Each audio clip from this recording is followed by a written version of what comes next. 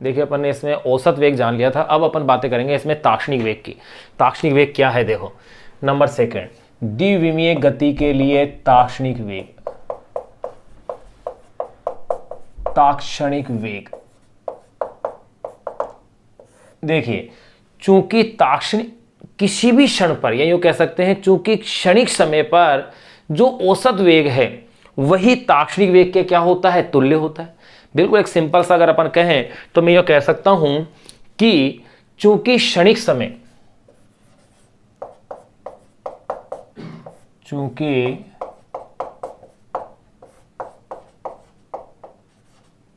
क्षणिक समय small T पर, चूंकि क्षणिक समय स्मॉल टी पर, चूंकि क्षणिक समय स्मॉल टी पर औसत वेग का मान, औसत वेग का मान, औसत वेग का मान ताक्षणिक,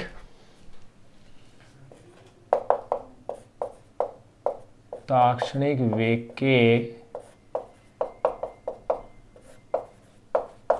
चूंकि क्षणिक समय स्मॉल टी पर औसत वेग का मान ताक्षणिक वेग के क्या होता है, तुल्य होता है।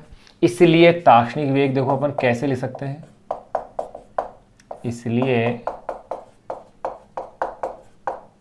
ताक्षणिक वेग, अगर मैं ताक्षणिक वेग को v वेक्टर से लिखूं तो देखो ताक्षणिक वेग v vector is equal to, इस तरह से अपन कह सकते हैं कि अगर लिमिट डेल्टा टी 0 तक है तो ऐसी कंडीशन के अंदर अपन ये कह सकते हैं कि delta small r vector upon में डेल्टा t, इसे आप लिख सकते हैं v vector is equal to D R vector upon में डी टी। यानी ये 0 की ओर अगर ये मान जा रहा है, लगभग नगण्य है, तो आप यूं कह सकते हैं अतः क्या रिजल्ट आ रहा है कि द्विविमीय गति में वेग समय स्मॉल टी के सापेक्ष अवकलन के क्या होता है, बराबर होता है। अतः द्विविमीय गति में, वैसे तो हर गति के अंदर ही होता है, फिर भी अपन यहां लिख रहे हैं, अतः द्विविमीय गति में वेग समय स्मॉल टी के सापेक्ष, वेग समय स्मॉल टी के सापेक्ष क्या होता है, अवकलन के बराबर होता है। अतः द्विविमीय गति में वेग स्थिति का समय स्मॉल टी के सापेक्ष क्या होता है, अवकलन के बराबर होता है। ये अपन लिख सकते हैं, अतः वेग स्थिति में समय स्मॉल टी के सापेक्ष क्या होता है, अवकलन के बराबर होता है। ये कॉन्सेप्ट अपने पास सिंपल सा आ गया है। अगर इस तरह से दिया हुआ हो, देखो यदि small R vector is equal to यो दे दिया गया है आपको कि X I cap plus Y J cap हो, तो यदि small R vector is equal to X I cap plus Y J cap अगर दिया हुआ है तो देखिएगा V vector is equal to क्या लिखोगे आप, डी अपॉन में डी टी। आर की वैल्यू क्या है, X I cap plus Y J cap. अब आप इसे लिख सकते हैं V vector is equal to D X I cap upon में D T plus D Y J cap upon में डी टी। बिल्कुल इस तरह से अगर अपन इसे लिख सकते हैं तो अब देखिएगा यहां पर कौन क्या है, यहां डी एक्स अपॉन में D T is equal to V X तथा डी वाई अपॉन में D T is equal to V Y, यानी वेग का एक्स घटक और वेग का वाई घटक। तो देखिए इसलिए V vector is equal to, इसे आप कह सकते हैं वी एक्स आई के प्लस वी वाई जे के। ये मेरे पास एक इक्वेशन बन गई है ताक्षणिक वेग की, ये लीजिए। ये अगर मेरे पास ताक्षणिक वेग की अगर समीकरण आ गई है तो एक चीज गौर कीजिएगा कि अगर ये मेरे पास ताक्षणिक वेग की समीकरण आ गई, V vector equal to V X I के प्लस वी वाई जे के, यहां तक आ गई। अब यदि अगर मैं इसका इस तरह से घटक के रूप में बना दूं, जैसे सदिश के रूप में लेते हैं, चलो उसकी लैंग्वेज भी उसकी भी लिख देता हूं। अब मैं कह दूं, अब यदि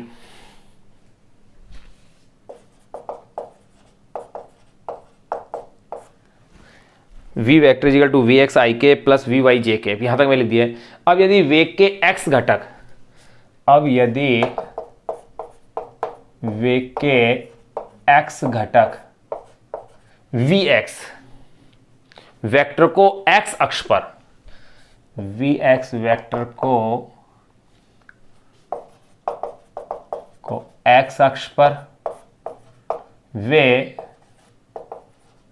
y घटक vy को y अक्ष पर। अब यदि वेग के x घटक vx वेक्टर को x अक्ष पर, वे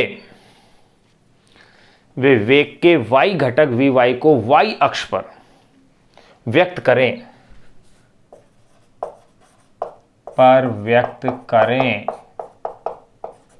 तो इनका परिणामी वेग, तो इनका परिणामी वेग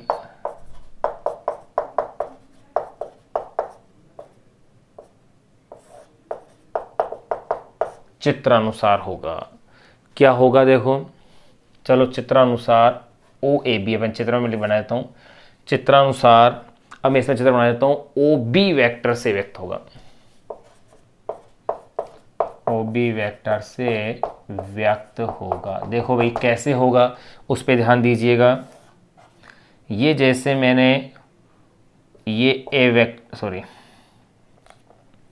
यहां मैं ले लेता हूं, ये वी एक्स वेक्टर है, वेग का एक्स घटक है, यहां ये ए आ गया है, ये इसका ऊर्ध्वाधर घटक क्या है, वी वाई वेक्टर है, और ये बिंदु बी है, तो परिणामी वेग मेरे पास ये आ गया है ओ बी वेक्टर, जिसे कि मैं v कह रहा हूं, और ये कोण क्या है, इसका थीटा ले लिया है। तो वेग चित्रानुसार ओ बी वेक्टर से क्या होगा, व्यक्त होगा। x अक्ष पर मैंने x घटक ले लिया है, y अक्ष पर मैंने y घटक ले लिया है, तो परिणामी वेग का ये वाला घटक अपने पास आ जाएगा। अब देखो भाई चित्र से क्या स्पष्ट हो रहा है कि ओ बी वेक्टर वेग के परिमाण को दर्शाएगा। तो देखो यहां लिख सकते हैं अपन, चित्र से स्पष्ट है कि, क्या स्पष्ट हो रहा है इस चित्र से वो देखिएगा। चित्र से स्पष्ट है कि ओ बी वेग के परिमाण, ओ बी वेग के परिमाण, ओ बी जो है वो तो वेग के परिमाण, या यूं कह सकता हूं v वेक्टर का परिमाण को मैं केवल किससे लिख दूं, केवल v से लिख दूं, v को ओ बी वेग के परिमाण को, बिल्कुल सही है, तथा कोण थीटा,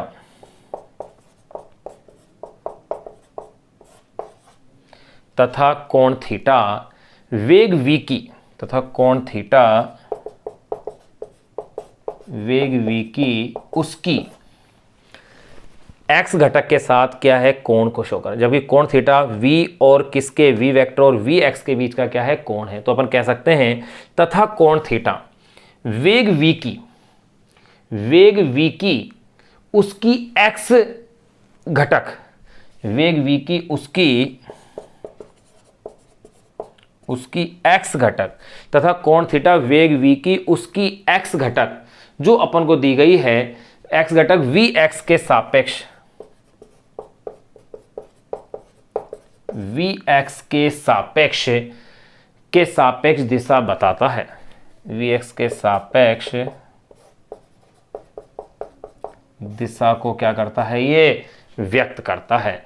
तो देखिए, अतः अपन इससे आगे यहां निकाल लेते हैं, इसमें दिशा बताता है,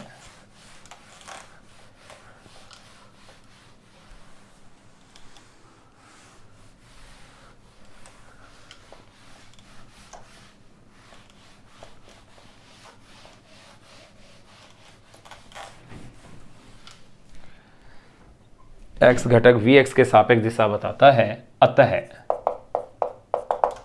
अतः मैं इस प्रकार से इसे व्यक्त कर सकता हूं कि जो परिमाण v है वो किसके बराबर हो गया भैया, OB के बराबर हो गया। और OB आप इस ट्राइंगल से देखेंगे OA का स्क्वायर प्लस AB का स्क्वायर, और फिर उसका क्या कर देंगे अपन, रूट कर देंगे, यानी कि रूट ऑफ OA का स्क्वायर प्लस ए बी का स्क्वायर, ये हो जाएगा, जिसे आप लिख सकते हैं रूट ऑफ वी एक्स का स्क्वायर प्लस वी वाई का स्क्वायर। ये लो है, वेग के परिमाण का मेरे पास फॉर्मूला आ गया। अगर मैं इसमें दिशा भी ज्ञात करना चाहूँ तो देखो भाई, दिशा ज्ञात करने के लिए मैं इस ट्राइंगल में क्या कर रहा हूँ, tan थीटा का मान ले लूँगा, लंब बटे आधार। लंब इसका क्या आ रहा है, ए बी, और आधार आ रहा है इसका ओ ए,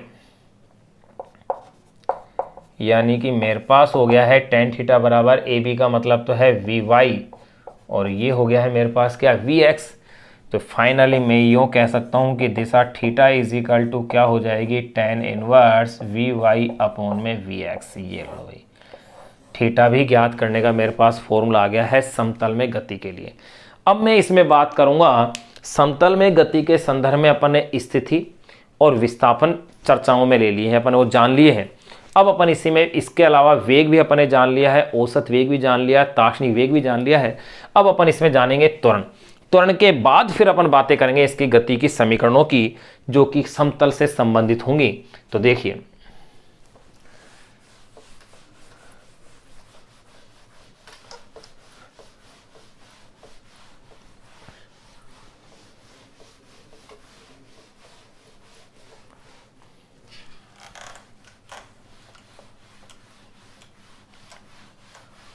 भाई त्वरण है क्या, वेग में परिवर्तन की दर को अपन त्वरण कहते हैं। तो एक सिंपल सा अपने पास कंटेंट्स बन जाता है। तो देखिए भाई, त्वरण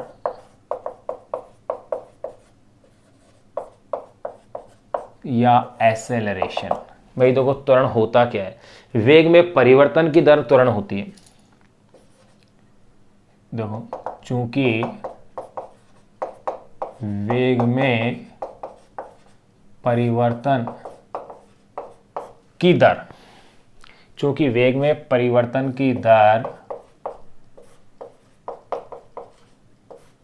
क्या होती है, त्वरण होती है। अपन पढ़ चुके हैं पहले। तो देखो, इसलिए नंबर फर्स्ट अगर मैं बात करूं कि अगर औसत त्वरण मुझे निकालना है, तो देखिए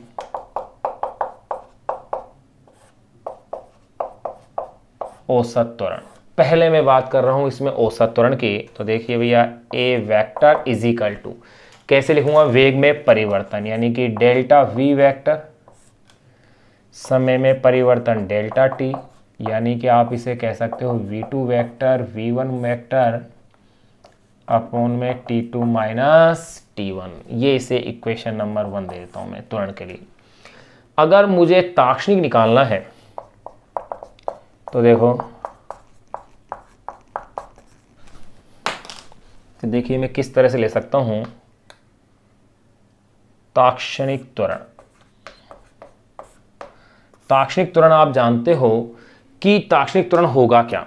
मैं ये कह सकता हूं कि ताक्षणिक त्वरण अगर किसी क्षण की बात की जाए, तो जो किसी क्षण पर जो औसत त्वरण होगा वही किसके तुल्य बन जाएगा, ताक्षणिक त्वरण के। यानी कि डेल्टा टी 0 की ओर जा रहा हो, लगभग शून्य हो, तो ऐसी स्थिति के अंदर ये मान जो है औसत त्वरण, वो ताक्षणिक त्वरण के क्या हो जाएगा, इक्वल बन जाएगा। यानी कि इस तरह से कहा जा सकता है,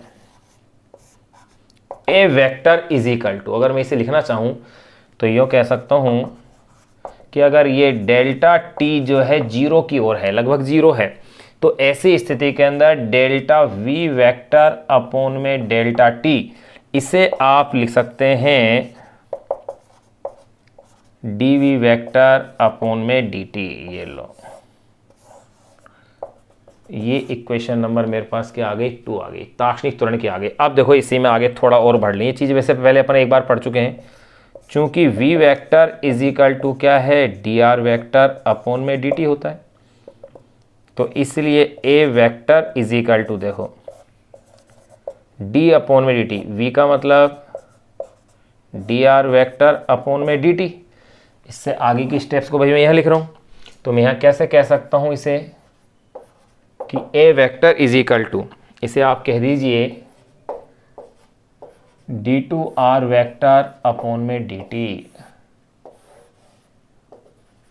इक्वेशन नंबर आ गई ये 3rd। यानी मैं ये कह सकता हूं कि स्थिति का समय के सापेक्ष दोहरा अवकलन जो है वो त्वरण के तुल्य होता है। अतः स्थिति का समय के सापेक्ष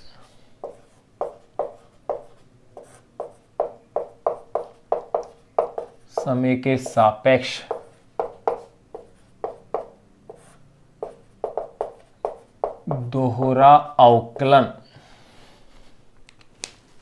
अतः स्थिति का समय के सापेक्ष दोहरा अवकलन त्वरण के तुल्य होता है। अवकलन त्वरण के तुल्य होता है। ये लो, अपन ने ये पॉइंट भी देख लिया है। अगर मैं ये कहता हूं कि वेग का मान अगर मुझे दे दिया गया हो, यानी किसी क्षण पर वेग v वेक्टर इजिकल टू अगर मेरे पास आ रहा है, तो मैं कैसे कर सकता हूं, उस वेग का t के सापेक्ष क्या कर दूं, मैं इसमें अवकलन कर दूं, तो मेरे पास ये स्टेप्स आ जाएगी। देखो किस तरह से, आगे मैं इस तरह से कह सकता हूं, यदि किसी क्षणिक समय स्मॉल t पर, यदि किसी क्षणिक समय स्मॉल t पर, यदि किसी क्षणिक समय स्मॉल t पर वस्तु का वेग, t पर वस्तु का वेग v vector is equal to V X I cap plus V Y J cap हो, तो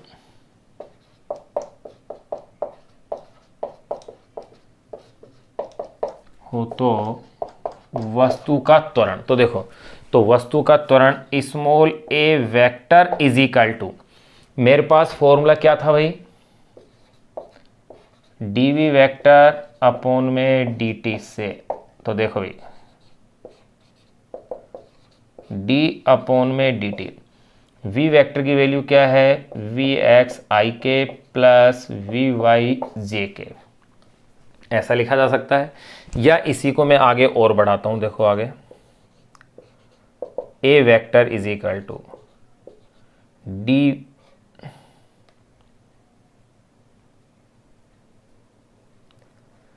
D X I cap upon में D T plus D V Y J cap upon में डी टी। यहाँ तक की इक्वेशन आ गई है। यहाँ पे एक बार इसे नोट करें ताकि मैं इधर से इसे साफ करता हूँ।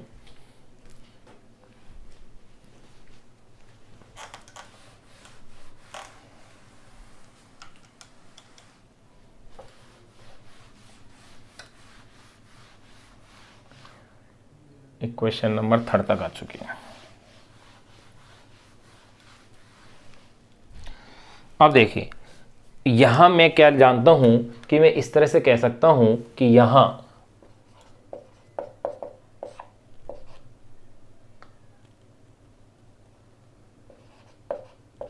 टी वी एक्स अपॉन में D T is equal to, मैं कह सकता हूं ए एक्स एवं डी वी वाई अपॉन में डी टी, इसे मैं कह सकता हूं ए वाई। अगर मैंने ऐसा इस तरह से अगर इसे कह दिया है तो यही इक्वेशन अब मेरे पास क्या बन जाएगी, तो देखो, इसलिए A vector is equal to, A vector is equal to, यहां मैं इसे कह सकता हूं भाई A vector is equal to D V, ये जो स्टेप है मेरे पास, तो ये तो क्या बन गया है मेरे पास ए एक्स आई के प्लस, और ये बन गया है ए वाई जे के। ये लो इक्वेशन नंबर मेरे पास क्या आ गई, 4 आ गई। अब इसको भी अगर मैं सदिश रूप में व्यक्त करना चाहूं तो मैं इसे सदिश रूप में व्यक्त कर सकता हूं। किस तरह से, देखो, अगर इसे मैं कंपोनेंट्स के रूप में, जैसा मैंने वेग के लिए लिखा है वहां मैंने पूरी लैंग्वेज लिखी थी, यहां मैं पूरी लैंग्वेज नहीं लिख रहा हूं, यहां केवल उसी स्टेप्स को उसी प्रकार से मैं कर रहा हूं जिस तरह से मैंने वेग के लिए दिशा वगैरह ज्ञात की थी। अब देखो, अगर इसका मैं सदिश रूप के अंदर निरूपण करूं तो देखिए भाई, जैसे ओ यहां मैं ले लेता हूं, इसका ये ए है, तो यहां पर तो ये हो गया है ए एक्स वेक्टर हो गया, और इसका लंबवत घटक ये आ गया मेरे पास,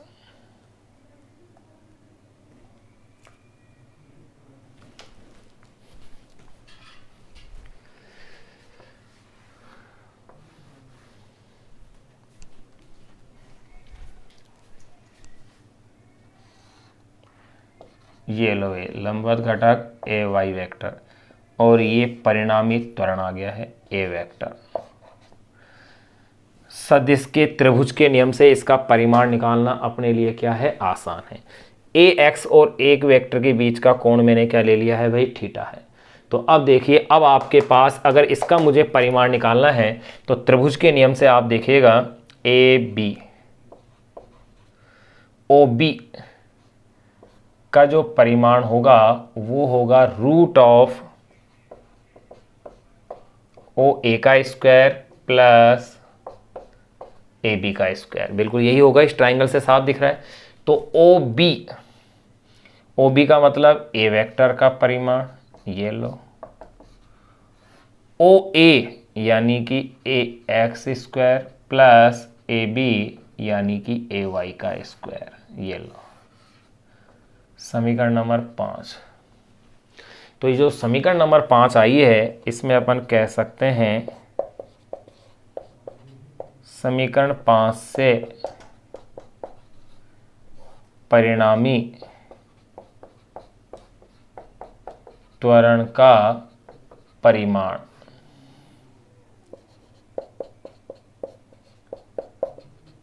ज्ञात किया जा सकता है। और बिल्कुल सही है, अगर आपको परस्पर लंबवत दो घटक अगर दिए हुए हैं तो परिणामी सदिश का आप इसे क्या निकाल सकते हैं भाई, परिमाण निकाल सकते हैं। अब आप एक चीज देखिएगा इसके अंदर, अगर मुझे इसमें दिशा भी ज्ञात करनी हो तो देखिए दिशा कैसे ज्ञात होगी। आपके पास ये एंगल थीटा दिया हुआ है, tan थीटा, लंब बटे आधार यानी कि ए वाई अपोन में ए एक्स।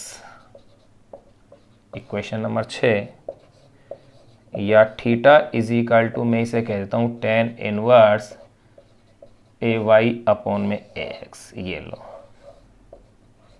जिस तरह से अपन ने वेग के लिए समीकरणें ज्ञात की थी, ठीक उसी प्रकार से अपन ने त्वरण के लिए भी, ताक्षणिक त्वरण औसत त्वरण दोनों के लिए अपन ने समीकरणें निकाल ली हैं, और वही कॉन्सेप्ट अपने पास पूरे हो गए हैं। अब अपन इसमें केवल गति के समीकरण और लिख करके, द्विविमीय गति के लिए गति के समीकरण लिख करके उस पर आधारित जो आंकिक उदाहरण जो अपनी बुक में दे रखे हैं 3 क्वेश्चन, पहले उन 3 क्वेश्चन को सोल्व करेंगे।